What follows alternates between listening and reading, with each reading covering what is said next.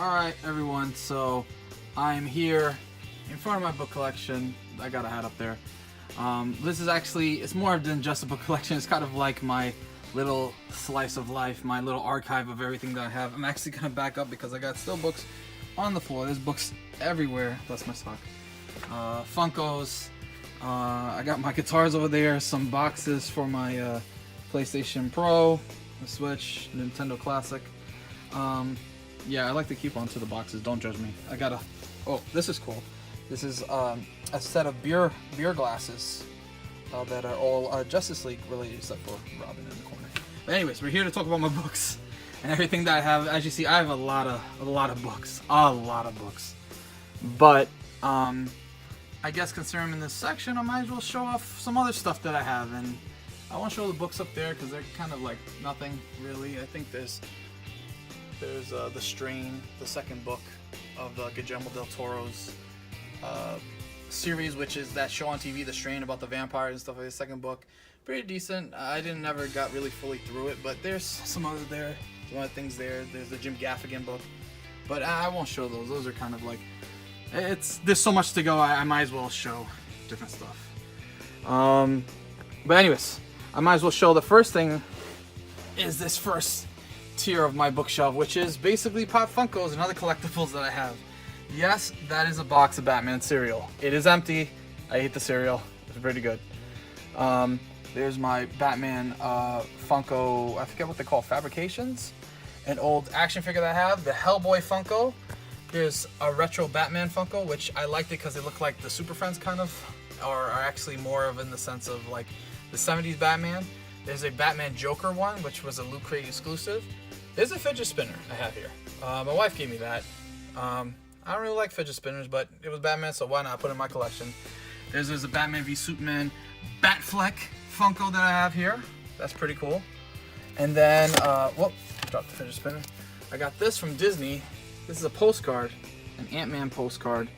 I thought it looked really cool, and it was like 99 cents, so why not? Let me put that, let's put this thing back. Okay. On here on the ground, if you can kind of see, it's kind of dark. There's a small Walking Dead figure. Let me see if I can get it on camera. There we go. Yeah, or here. Let me focus a little bit better. Yeah, there we go. It looks horrible, but yeah. I forgot where I got that. I think I got that in Loot Crate, but it always falls over, so it is what it is.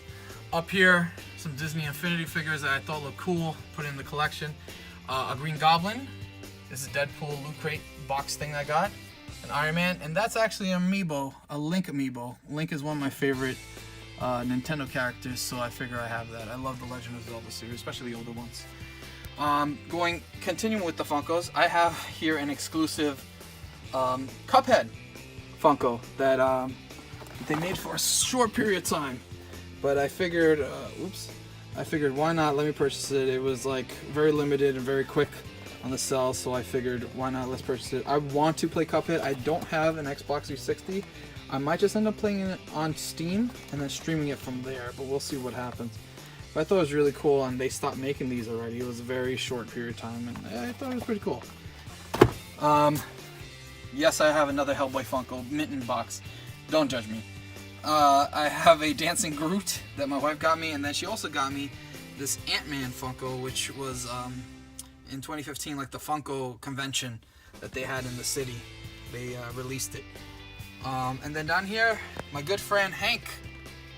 The lighting is horrible here. My good friend Hank got me this Breaking Bad Funko, which is Heisenberg, obviously Walter White. Anyways, let's get to the books. I don't know if I'll take it one for one. This is a famous Alex Ross painting that was put on blackboard that I was given, which was pretty cool. It came from Mortal Kombat vs. DC game. I forget the name of the game. I think it was called that, actually. But yeah, I like it, so I'll put it up here. So anyways, a lot of hardcovers. Two of the first one there. Ernest Cline's second book, Armada, which if you know him, he wrote, and it says right there, Ready Player One, author of Ready Player One. And this is the second novel, which was kind of like Ready Player One, where another kid gets into a world of a video game, but not in the same sense. This has to do more like closer to like The Last Starfighter, where a video game is real. The world, you're actually training for a video game. You know, stuff like that, which I thought was pretty cool. Good story. I read it only once. I thought it was good, and that's fine. Ugh, it's kind of hard to. Whoa, kind of hard to do that. The recent Harry Potter book, which was a play, Harry Potter and the Cursed Child, part 1, part 2. Me and my wife read this together. It was cute, I guess. You know, when we see the play, I guess I'll know a little bit more about this, and it'll probably be better. I feel like it'll be better adapted as the play opposed to what it was. While I was talking about Ready Player One, I might as well show you. I have 2 copies of this book. Here's my hardcover of Ready Player One, signed. It was signed by Ernest Cline. This one I bought at Barnes & Noble on Black Friday of this year. And I have a version. I do have a signed paperback of Ready Player One that I actually met Ernest Cline, and he signed it for me. I'll put up the picture right here.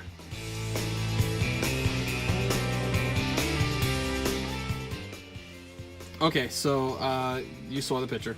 And yeah, so this one, I have 2 copies of the book. One's hardcover, one's softcover. And both of them he signed, and I thought that was really cool because I really love the book. I'm on my 3rd or almost, I think 4th maybe, reading of this story. And it's so good, and I can't wait for the movie. So I figured, why not? Let me pick it up again, especially that it's in hardcover. And hardcover, when this book came out, was kind of hard to find, so I figured, why not? While we're in this kind of corner, I might as well pick up these books I have here, which is Tom Hanks's book, signed by Tom Hanks, which it's actually Denise's book, which is his short story collection we got this year. I might as well put that here because I saw it there. All right, anyways, just to keep going, these are my graphic novels, and I could go through this all day. Actually, let me get these out before I go forward. These are my journals. Yes, I have journals. But there's so many that I can go through, and so many I could get. Some of these are still wrapped because I have digital copies of these, like this nice collection right there. But I guess let's quickly go through them one by one. Okay, there's Daredevil. Well, I have 2 Daredevil graphic novels. One's called Underboss, and the other one, which I like a lot more, is Wake Up. Really awesome cover, written by Brian Michael Bendis and Alex Mack, the artists. Doctor Strange and Doomsday. I'm sorry, and Doctor Doom. Oh, 2 different companies. Triumph and Torment. Awesome. Drawn by Mike Mignola, and there's a bunch of other artists as well. Sex Criminals Volume 1. Very good read. This was actually Denise's. I got it for her when we first started dating because I heard it was a very interesting read, and for those who are not into graphic novels, they said this is pretty good for people to get them into graphic novels. Denise is still not into graphic novels, but she really liked the story though. Put this back. Black Science Volume 1. Really highly recommend this. Great story, very sci-fi-ish. It has to do a lot about time travel, and I appreciate when it's done right. Witches by Scott Snyder, Volume 1. Good creepy horror story. Takes place in a town where there's witches who live in the forest, and they're not the typical witches, they're more of like a monster version of a witch. Haunt, written by Robert Kirkman and Todd McFarlane, and drawn by Greg Capullo, who does the art for Batman and did the art for Spawn. Another Robert Kirkman story, The Astonishing Wolfman, was basically like the story of the Wolfman, but with a more superhero kind of twist. Very gory, but very good. I have 4 volumes of The Walking Dead. Volume 1, Days Gone By. Volume 2, Miles Behind Us. Volume 3, Safety Behind Bars. Volume 4, The Heart's Desire. I've read all of them, and halfway through, well, I've read 1 through 3 in its completion, and then the 4th one, I'm like halfway through it. I just never completed, never got a chance. I got Fables, Volume 1, Legends in Exile, which is a great story. If you like the game The Wolf Among Us, this is what The Wolf Among Us is based on. It's based on this graphic novel.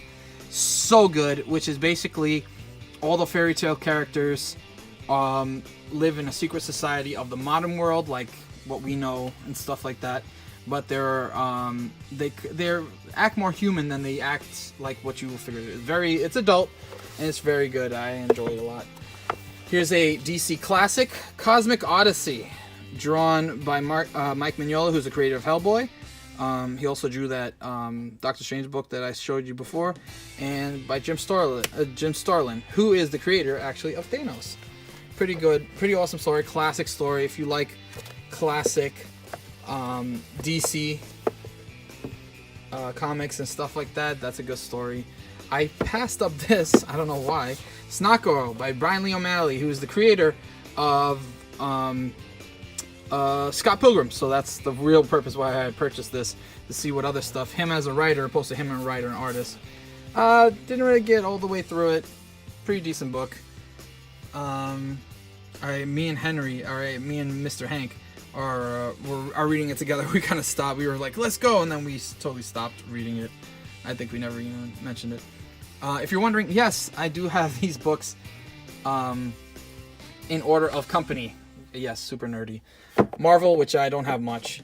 Image, and then DC, Vertigo and DC, which are the same, basically. They're under company. I have my first graphic novel I ever bought, which is Batman and Son by Grant Morrison and Andy Kubert. This is a great story. This is the first kind of storyline we get with Damian, Batman's son, which is down there. Great story. This is my first graphic novel I ever bought. The comic that got me back into comics after college, or during the tail end of comics, Batman and Robin by Grant Morrison, Batman Reborn. I read the single issues of this. I actually have a full run of this entire series, but this is the only one I have in a graphic novel form. Great story, really good. If you're like, if you want to get back into comics, this is a good way to do it because it's very adult and it doesn't seem like a little kid kind of thing. That Batman there is actually not the Batman Bruce Wayne. It's actually the first Robin, which is Dick Grayson. Very interesting story. Batman went missing and he had to take up the mantle, and that's where this kind of story takes place. Flash Volume 1 from the New 52, Moving Forward, or actually Move Forward, written by Francis Manapul. Very good story. One of my favorite stories of all time, Mark Waid, Alice Ross, Kingdom Come, with an older Superman and a new interpretation of the character. Right there, there's a Flash right there. On the cover, there's Green Lantern himself, there's Wonder Woman, and a bunch of other characters, Hawkman and stuff. And in the reflection, if I can kind of see, you gotta turn around up so that there's Shazam and there's Batman. This is a different take on the story that we know. It's done. The art style is very different because the artist, Alex Ross, he's actually a painter.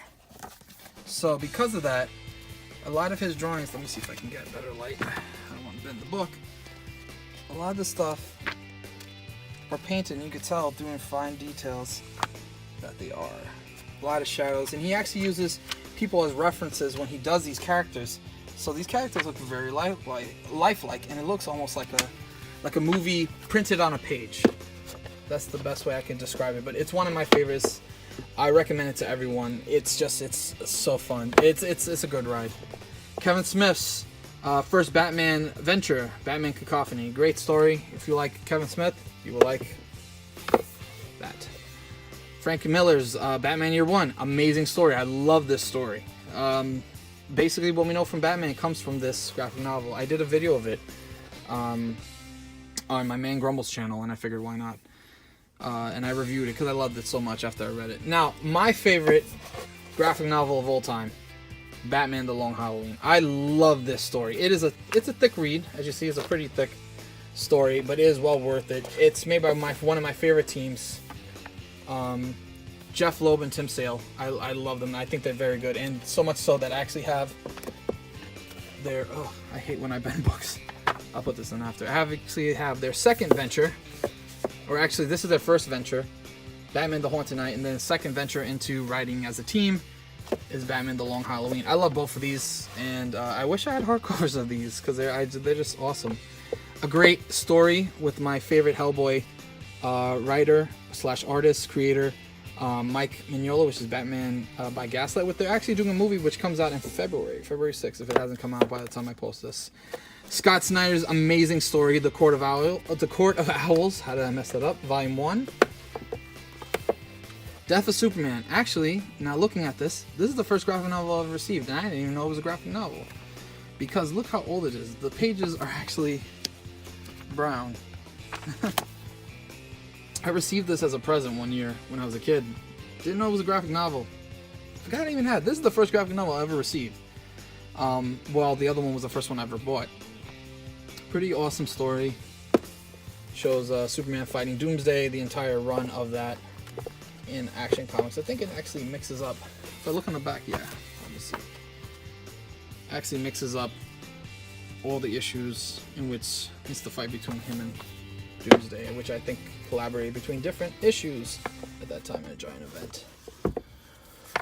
Hellboy in Hell Volume 1, The Descent, great story. I don't have Volume 2, but I have them all in paper. I have them all in singles, so that's why I don't own it. Another Hellboy story, Hellboy in the Silent Sea. I love Mike Mignola's writing and his art, so like for me, all of his Hellboy stories are gold to me. I have a lot more single issues than I do have hardcovers, because that's how much I love them. I just collect them when they came out. This was also waiting for a big hardcover. Hellboy and the Midnight Circus, good story. The Amazing Screw-On Head, which is a source story collection by Mike Mignola, creator of Hellboy as well. Alien Covenant. Art by Mike Mignola and Dave Gibbons. He was the writer. And this is, Alien Salvation, not Covenant. I have this in digital form, so as you see, this is whatever. This is sealed. Batman, Superman, Torment. Denise got me this when we first started dating. Pretty decent. Good story. I appreciate it. A Mike Mignola classic right here. BPRD, Bureau of Paranormal Research and Defense, which is an offshoot of Hellboy, which basically is like the team that Hellboy works for. This compiles all the comics that took place, that they had in their universe, that took place between 1946 to 1948. So there's roughly like 500 pages in here. So, pretty good. I'm working my way through it as we speak.